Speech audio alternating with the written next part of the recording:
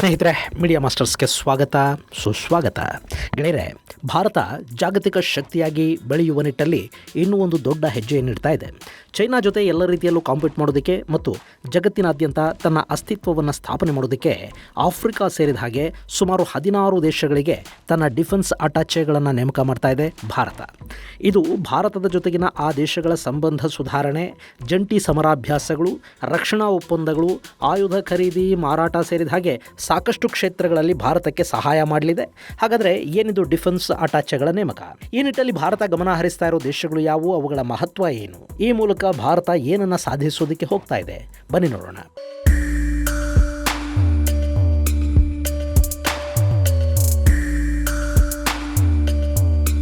ಗೆಳೆಯರೆ, ಭಾರತ ಜಗತ್ತಿನ ಅತಿದೊಡ್ಡ ಆಯುಧ ಆಮದುದಾರ ದೇಶ ಅನ್ನೋದು ನಿಮಗೆ ಗೊತ್ತಿದೆ. ಅಲ್ಲಿಂದ ಆಯುಧ ರಫ್ತುದಾರ ದೇಶ ಆಗೋ ಕಡೆಗೆ ಕೂಡ ಭಾರತ ಹೆಜ್ಜೆಗಳನ್ನು ಇಡ್ತಾ ಇದೆ. ಆ ನಿಟ್ಟಲ್ಲಿ ಸಾಕಷ್ಟು ದೇಶಗಳ ಜೊತೆ ರಕ್ಷಣಾ ಒಪ್ಪಂದಗಳಿಗೆ, ಆಯುಧ ಮಾರಾಟಕ್ಕೆ ಭಾರತ ಪ್ರಯತ್ನವನ್ನು ಪಡ್ತಾ ಇದೆ. ಆದರೆ ಅದಕ್ಕೆ ಬೇಕಾದ ವ್ಯವಸ್ಥೆಗಳನ್ನು ಮಾಡಿಕೊಳ್ಳೋದಕ್ಕೆ ಪೂರ್ಣವಾಗಿ ಭಾರತಕ್ಕೆ ಇದುವರೆಗೆ ಸಾಧ್ಯ ಆಗಿರಲಿಲ್ಲ. ಹಾಗೆ ಭಾರತ ತನ್ನ ಡಿಫೆನ್ಸ್ ಅಟ್ಯಾಚೆಗಳನ್ನು ಜಗತ್ತಿನ ನಾನಾ ದೇಶಗಳಲ್ಲಿ ನೇಮಕ ಮಾಡಿತ್ತು. ಆದರೆ ಸಣ್ಣ ದೇಶಗಳು ಹಾಗೂ ಭಾರತದಿಂದ ಆಯುಧ ಖರೀದಿ ಮಾಡಬಲ್ಲ ದೇಶಗಳ ಕಡೆಗೆ ಹೆಚ್ಚು ಗಮನವನ್ನು ಭಾರತ ಇದುವರೆಗೆ ಕೊಟ್ಟಿರಲಿಲ್ಲ.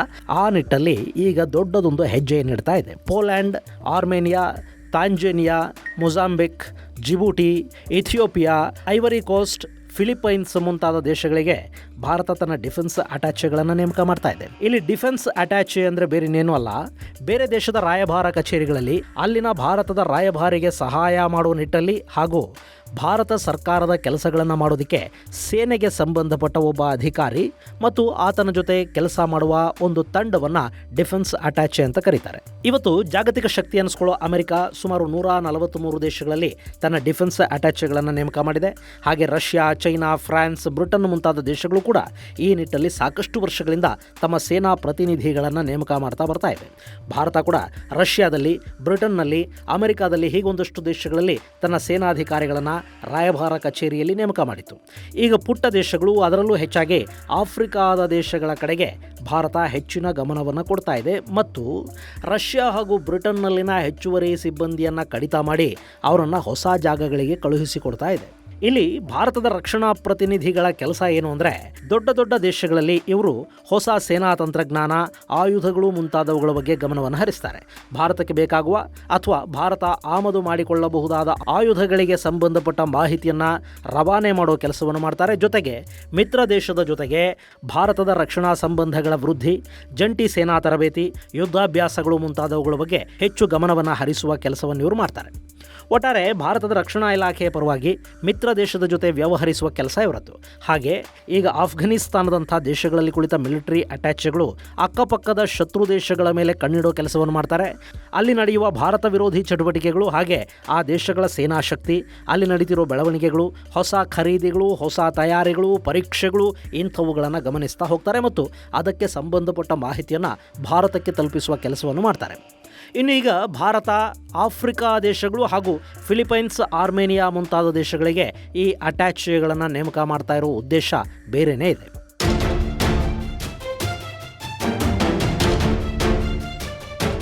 ಗೆಳೆಯರೆ, ಈ ಆಫ್ರಿಕಾ ಅನ್ನೋದು 54 ದೇಶಗಳನ್ನು ಒಳಗೊಂಡ ಖಂಡ.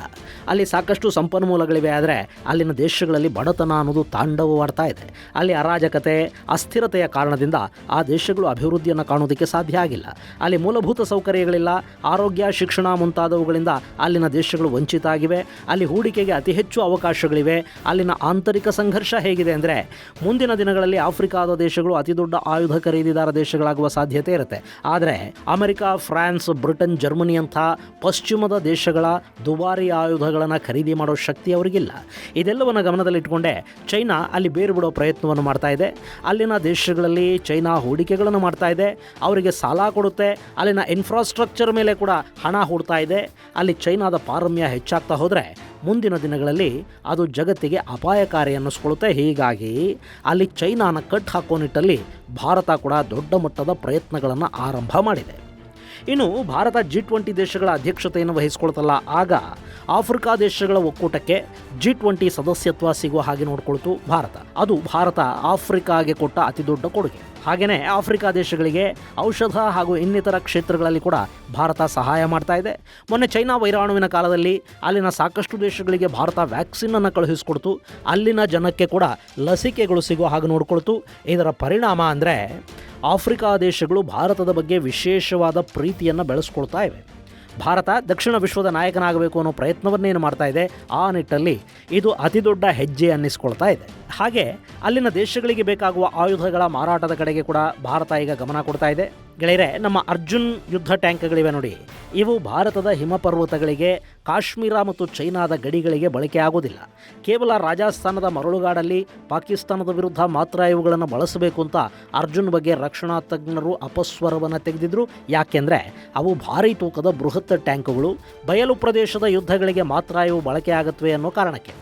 ಈಗ ಆ ಟ್ಯಾಂಕ್ಗಳನ್ನು ಭಾರತ ಆಫ್ರಿಕಾದ ದೇಶಗಳಿಗೆ, ಈಜಿಪ್ಟ್ ಹಾಗೂ ಇನ್ನಿತರ ದೇಶಗಳಿಗೆ ಮಾರಾಟ ಮಾಡ್ತಾ ಇದೆ. ಯಾಕೆಂದರೆ ಅಲ್ಲಿನ ದೇಶಗಳು ಟ್ಯಾಂಕ್ಗಳನ್ನು ಹೆಚ್ಚು ಅವಲಂಬಿಸುತ್ತವೆ ಮತ್ತು ಅದು ಸಮತಟ್ಟಾದ ಭೂಮಿ ಆದ್ದರಿಂದ ಅರ್ಜುನ್ ಟ್ಯಾಂಕ್ಗಳು ಅಲ್ಲಿ ತುಂಬ ಚೆನ್ನಾಗಿ ಕೆಲಸ ಮಾಡ್ತವೆ. ಹಾಗೆ ನಮ್ಮ ಕಲ್ಯಾಣಿ, ಟಾಟಾ ಮುಂತಾದ ಸಂಸ್ಥೆಗಳ ಯುದ್ಧ ವಾಹನಗಳು ಆಫ್ರಿಕಾಗೆ ಮಾರಾಟ ಆಗ್ತಾ ಇವೆ.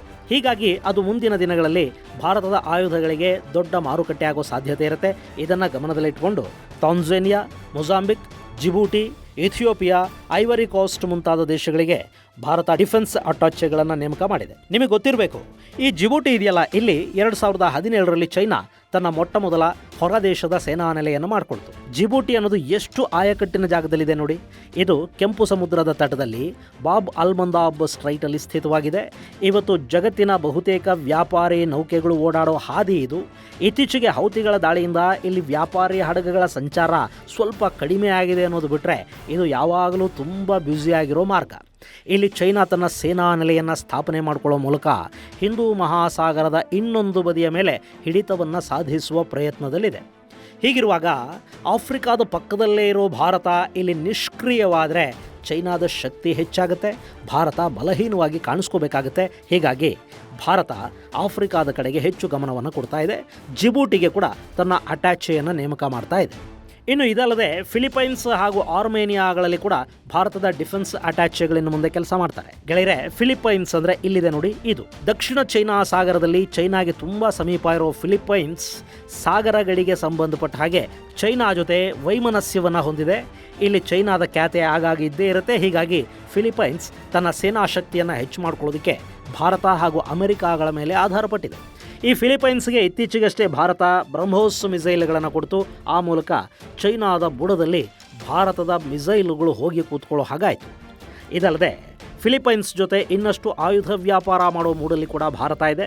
ಅವರಿಗೆ ತೇಜಸ್ ಯುದ್ಧ ವಿಮಾನಗಳನ್ನು, ನಮ್ಮ ಪಿನಾಕ ಮತ್ತು ಆಕಾಶ್ ಏರ್ ಡಿಫೆನ್ಸ್ ಸಿಸ್ಟಮ್ಗಳು ಸೇರಿದ ಹಾಗೆ ಒಂದಷ್ಟು ಆಯುಧಗಳನ್ನು ಮಾರಾಟ ಮಾಡೋ ಸಾಧ್ಯತೆಗಳಿವೆ. ಹೀಗಾಗಿ ಆಯುಧಗಳ ಮಾರ್ಕೆಟಿಂಗ್ ಸೇರಿದ ಹಾಗೆ ಭಾರತದ ಜೊತೆಗಿನ ಫಿಲಿಪೈನ್ಸ್ ರಕ್ಷಣಾ ಸಂಬಂಧಗಳನ್ನು ಗಟ್ಟಿ ಮಾಡೋದಕ್ಕೆ ಭಾರತ ಅಲ್ಲಿಗೆ ತನ್ನ ರಕ್ಷಣಾ ಪ್ರತಿನಿಧಿಯನ್ನು ನೇಮಕ ಮಾಡ್ತಾ ಇದೆ. ಇನ್ನು ಆರ್ಮೇನಿಯಾ, ಇಲ್ಲಿ ಇರಾನ್ ಮತ್ತು ಟರ್ಕಿಗಳ ಜೊತೆ ಗಡಿ ಹಂಚಿಕೊಳ್ಳೋ ಈ ಕ್ರೈಸ್ತ ದೇಶ ಒಂದು ಕಾಲಕ್ಕೆ ಸೋವಿಯತ್ನ ಭಾಗ ಆಗಿತ್ತು. ಸೋವಿಯತ್ ವಿಭಜನೆಯಾದ ನಂತರ ಆರ್ಮೇನಿಯಾ ಪ್ರತ್ಯೇಕ ದೇಶ ಆಯಿತು. ಅಷ್ಟೇ ಅಲ್ಲ, ಇಲ್ಲಿ ಕ್ರೈಸ್ತ ಹಾಗೂ ಮುಸ್ಲಿಂ ಪ್ರಾಬಲ್ಯದ ಎರಡು ಪ್ರಾಂತಗಳು ಬೇರೆ ಬೇರೆಯಾಗಿ ಮುಸ್ಲಿಮರು ಹೆಚ್ಚಿದ್ದ ಪ್ರದೇಶ ಅಜರ್ಬೈಜಾನ್ ಆಯಿತು, ಕ್ರೈಸ್ತರ ಪ್ರಾಬಲ್ಯದ ಪ್ರದೇಶ ಆರ್ಮೇನಿಯಾ ಆಯಿತು. ಈ ಆರ್ಮೇನಿಯಾ ಹಾಗೂ ಅಜರ್ಬೈಜಾನ್ ನಡುವೆ ಗಡಿ ಸಂಘರ್ಷ ಇದೆ. ಇತ್ತೀಚೆಗೆ ನಗಾರ್ನೋ ಕರಾಬಾಕ್ ಅನ್ನೋ ಆರ್ಮೇನಿಯಾದ ಕೈಯಲ್ಲಿದ್ದ ಭೂಪ್ರದೇಶವನ್ನು ಅಜರ್ಬೈಜಾನ್ ಆಕ್ರಮಿಸಿಕೊಂಡಿದೆ. ಹಾಗೆ ಇಲ್ಲಿ ಇರಾನ್ ಜೊತೆ ಗಡಿ ಹಂಚಿಕೊಳ್ಳುವ ಜಾಂಗೇಜೂರ್ ಪಾಸ್ ಪ್ರದೇಶವನ್ನು ಕೂಡ ಆಕ್ರಮಿಸಿಕೊಳ್ಳೋದಕ್ಕೆ ಅಜರ್ಬೈಜಾನ್ ಕಣ್ಣು ಹಾಕೊಂಡು ಕೂತಿದೆ. ಹೀಗಾಗಿ ಆರ್ಮೇನಿಯಾ ಭಾರತದ ಸಹಾಯವನ್ನು ಕೇಳಿತು. ಭಾರತ ಆರ್ಮೇನಿಯಾ ಜೊತೆ ರಕ್ಷಣಾ ಒಪ್ಪಂದವನ್ನು ಮಾಡಿಕೊಳ್ತು. ಅವರಿಗೆ ಪಿನಾಕ ರಾಕೆಟ್ಗಳನ್ನು, ಸ್ವಾತಿ ರಡಾರ್ಗಳನ್ನು ಹಾಗೆ ಇನ್ನಿತರ ಆಯುಧಗಳನ್ನು ಕೂಡ ಸರಬರಾಜು ಮಾಡಿದೆ. ಈಗ ಎರಡೂ ದೇಶಗಳ ನಡುವೆ ಇನ್ನಷ್ಟು ಆಯುಧ ವ್ಯಾಪಾರ ನಡೆಯೋ ಸಾಧ್ಯತೆಗಳಿವೆ. ಹೀಗಾಗಿ ಇಲ್ಲಿ ಕೂಡ ಭಾರತ ತನ್ನ ಸೇನಾಧಿಕಾರಿಗಳನ್ನು ನೇಮಕ ಮಾಡ್ತಾ ಇದೆ. ಗೆಳೆಯರೆ, ಫಿಲಿಪೈನ್ಸ್, ಅರ್ಜೆಂಟೀನಾ, ನೈಜೀರಿಯಾ, ಈಜಿಪ್ಟ್ ಸೇರಿದ ಹಾಗೆ ಸಾಕಷ್ಟು ದೇಶಗಳಿಗೆ ಭಾರತ ತನ್ನ ತೇಜಸ್ ಯುದ್ಧ ವಿಮಾನಗಳನ್ನು ಮಾರಾಟ ಮಾಡಬೇಕು ಅನ್ನೋ ಪ್ರಯತ್ನದಲ್ಲಿ ಕೂಡ ಇದೆ. ಮೊನ್ನೆ ರಾಯಲ್ ಮಲೇಷಿಯನ್ ಏರ್ಫೋರ್ಸ್ ಕೂಡ ಭಾರತದ ತೇಜಸ್ ಯುದ್ಧ ವಿಮಾನಗಳ ಬಗ್ಗೆ ಆಸಕ್ತಿಯನ್ನು ತೋರಿತು. ಆದರೆ ಕಾಲಮಿತಿಯ ಕಾರಣ ಆ ವ್ಯಾಪಾರವನ್ನು ದಕ್ಷಿಣ ಕೊರಿಯಾ ತನ್ನದಾಗಿಸಿಕೊಂಡು ಬಿಡ್ತು. ಮಲೇಷಿಯಾ ದಕ್ಷಿಣ ಕೊರಿಯಾದ ಸೂಪರ್ಸಾನಿಕ್ ಫೈಟರ್ FA-50ಗಳನ್ನು ಖರೀದಿ ಮಾಡೋದಕ್ಕೆ ಒಪ್ಪಂದವನ್ನು ಮಾಡಿಕೊಳ್ತು. ಆದರೂ ಭಾರತ ತನ್ನ ತೇಜಸ್ ಯುದ್ಧ ವಿಮಾನಗಳ ಮಾರಾಟದ ಪ್ರಯತ್ನವನ್ನು ಇನ್ನೂ ಮುಂದುವರಿಸಿದೆ. ಒಮ್ಮೆ ನಮ್ಮ ಯುದ್ಧ ವಿಮಾನಗಳಿಗೆ ಅಂತಾರಾಷ್ಟ್ರೀಯ ಮಾರುಕಟ್ಟೆ ಕುದುರುಬಿಟ್ರೆ ಭಾರತ ಯುದ್ಧ ವಿಮಾನ ಮಾರಾಟ ಮಾಡುವ ದೇಶಗಳ ಪಟ್ಟಿಯಲ್ಲಿ ಸ್ಥಾನವನ್ನು ಪಡ್ಕೊಳ್ಳುತ್ತೆ. ಅಷ್ಟೇ ಅಲ್ಲ, ನಮ್ಮ HAL ಸೇರಿದಂತೆ ವಿಮಾನದ ಬಿಡಿಭಾಗಗಳನ್ನು ತಯಾರು ಮಾಡುವ ಸಂಸ್ಥೆಗಳಿಗೆ ಕೆಲಸ ಸಿಗ್ತಾ ಹೋಗುತ್ತೆ. ಹಾಗೆ ಭಾರತದ ರಫ್ತು ಉದ್ಯಮಕ್ಕೆ ಇದರಿಂದ ಬೆಂಬಲ ಕೂಡ ಸಿಗುತ್ತೆ. ನಮ್ಮ ಯುದ್ಧ ವಿಮಾನಗಳ ತಂತ್ರಜ್ಞಾನವನ್ನು ನಾವು ಮತ್ತಷ್ಟು ಅಭಿವೃದ್ಧಿಪಡಿಸ್ಕೊಳ್ಳೋದಕ್ಕೆ ಕೂಡ ಇದು ಕಾರಣ ಆಗುತ್ತೆ. ಆ ನಿಟ್ಟಲ್ಲಿ ಭಾರತ ಈಗ ತೀವ್ರ ಪ್ರಯತ್ನಗಳನ್ನು ಮಾಡ್ತಾ ಇದೆ. ಅದಕ್ಕಾಗಿ ಈಗ ಡಿಫೆನ್ಸ್ ಅಟ್ಯಾಚೆಗಳನ್ನು ನೇಮಕ ಮಾಡಲಾಗಿದೆ. ಭಾರತದ ಈ ಪ್ರಯತ್ನ ಮುಂದಿನ ದಿನಗಳಲ್ಲಿ ಎಷ್ಟು ಲಾಭವನ್ನು ತಂದುಕೊಡುತ್ತೆ ಅನ್ನೋದನ್ನು ನಾವು ಕಾದು ನೋಡಬೇಕು. ಇದು ಗೆಳೆಯರೆ, ಭಾರತ ಆಫ್ರಿಕಾದ ದೇಶಗಳಿಗೆ ಹಾಗೂ ಇನ್ನಿತರ ಮಿತ್ರ ದೇಶಗಳಿಗೆ ರಕ್ಷಣಾ ಇಲಾಖೆಯ ಪ್ರತಿನಿಧಿಗಳನ್ನು ನೇಮಕ ಮಾಡ್ತಾ ಇರುವುದರ ಕುರಿತಾದ ಒಂದಷ್ಟು ಮಾಹಿತಿ. ಮುಂದಿನ ಸಂಚಿಕೆಯಲ್ಲಿ ಮತ್ತಷ್ಟು ವಿಶೇಷಗಳ ಜೊತೆ ಮತ್ತೆ ಭೇಟಿಯಾಗೋಣ. ಅಲ್ಲಿವರೆಗೆ ಜೈ ಹಿಂದ್, ಜೈ ಕರ್ನಾಟಕ.